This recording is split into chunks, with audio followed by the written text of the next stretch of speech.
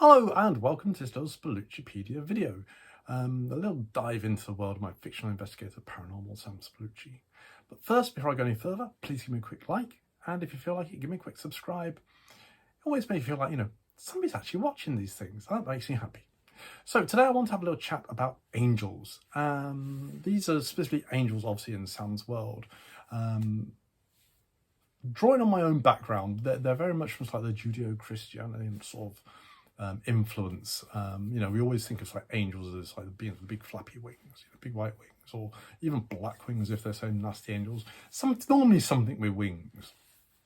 Not all the angels in Sam's world are quite like that, and we'll come to some which are like stray a bit from the path, as it were, a little bit more out of my own head rather than the books of the Bible or whatever. But we'll go through the few groups, some which Sam has met already, and some which he has met but you might not be aware of yet, unless you've been really sort of like taking notes, and others which might crop up, well, definitely will crop up later in the future. The first group I want to look at are slightly a lowest caste of angels. These are what are referred to as angeloi in Sam's books. The angeloi being obviously the Greek word for angel. It's where we actually get the word for angel, meaning messenger. And these are your traditional like heavenly beings, which we used to see in ones with the white feathers on their wings and whatnot. Now, in Sam's world, he's met a few of these. Some okay, some not so okay to him. One which is sort of like classed as half an angel, I suppose, really is his lodger Alec's mother. That is the Eloise/Sophia character who's always popping into Sam's world and saying, yes, we want your help, yes, we want to do this, but we're not going to give you any more information than you actually need, which really sort of annoys Sam. And this sort of like gives this feeling that the angels, certainly Sophia, but probably the angels in general, are a little bit more superior than Sam, that they see themselves above him. And two others who he's come across in this group are the fallen ones, which are Asherah and Asmodeus. Now, at the time of recording this, Bloodline, the 6th book in the series, I'm starting to lose count now, was published a couple of months ago. And I'm actually in the middle of writing Fury of the Fallen, which I'm hoping to publish later on in 2022, all being well. Fury of the Fallen obviously is focused quite a lot around Asherah and Asmodeus, and rather like the vampires in Sam's world, Children of Cain, we start to see that although these like angels are supernatural beings, they have special powers. They can control elements, they can transport themselves elsewhere, they have a hunger for power, and they're just uber beings, as it were. Even though they have that, like the vampires, they are still quite human in certain respects. They have certain things about them which we can identify. Ash, for example, is actually relatively insecure. She comes across as this great big brush character, but she's tired of her existence here. Part of her wants to be back in heaven, so she does these things to sort of like just keep her amused, but really she'd rather have a nice relationship rather than messing around Asmodeus like she has done for all eternity. Asmodeus, as we see him again, still brash and quite superior, but again he's got a certain amount of confidence lacking there because he's been here so long, and if he's like tries something once, then he's not going to try it again because he doesn't want to fail. And we see this through all the angeloi, like I say, with the vampires. Now, the next grade up are the archangels. And now they are referred to by Boombox Betty as the 4 archangels who dwell in the presence of the Lord. They dwell in his sanctuary. You have Michael, we have Gabriel, we have Raphael, and we have Uriel. And I actually remembered all 4 because I have terrible memory and I forget stuff like that. Now, so far in Sam's world, we have actually met one. And I can't say much more than that because there are severe spoilers, because unless you're really, really paying attention, you won't have noticed. Sam had a brief conversation with one of those characters at a very sad, shall we say, event. And that's about as much as I'm going to give you. But each of these archangels has their own sort of like purpose. Michael is a soldier. Gabriel is a rejuvenator. Raphael is a healer.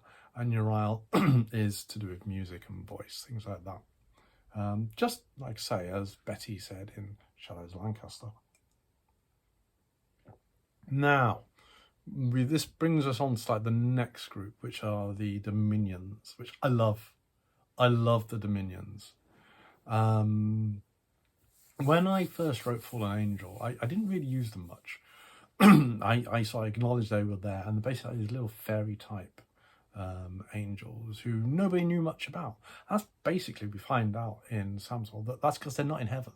They're down here on Earth, and they get mistaken for fairies. And they're classic little shapeshifters. You know, you'll see a fairy one minute, but then you might suddenly he'll be a cute little Chihuahua dog, as we have with Mr. Tibbles, who follows Sophia / Eloise around all the place. And indeed, in the case of the Dabbling Dominion, gets all like mixed up with Sam. The Dominions are the ones who seem to have the greatest affinity for humanity. In fact, again, time recording this, If Ye Loathe Me, one of my anthologies due out in a few months' time, and there's a story in there called How the Tibbles Got His Name. And we see how Tibbles, in his Chihuahua form, latches on to Eloise as a young girl when she's grown up through her human life, which is why she's part human, part angel. And, you know, there's a real affection there. And the Dominion is going to keep cropping up and up and up all the way through, right till the very, very last story, End of Time, I think I like calling it, or The Last Day. I'm not entirely sure yet, but I have to wait and see. Now, the next category are the powers. And again, at the time of writing, you will not have come across any of these. But If Ye Loathe Me, sorry, not If You Loathe Me, Fury of the Fallen, I'm writing so much at the moment it gets confusing. Fury of the Fallen will change that, because we are going to have a power turn up in there. Don't want to say too much, don't want to give too much away, because, you know, spoilers. But powers have been referred to by Alec to Sam as sort of like the mystics of heaven.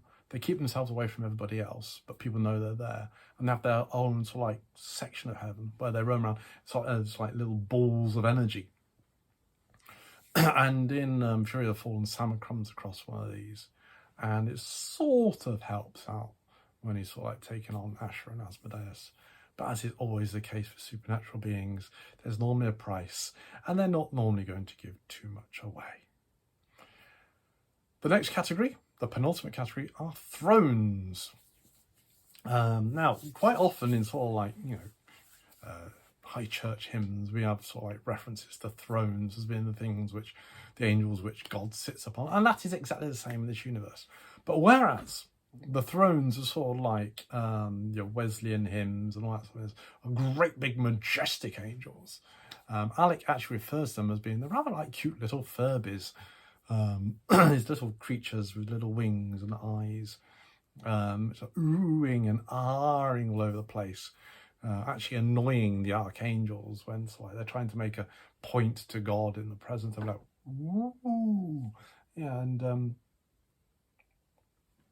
I first used them in Fallen Angel when I was writing that.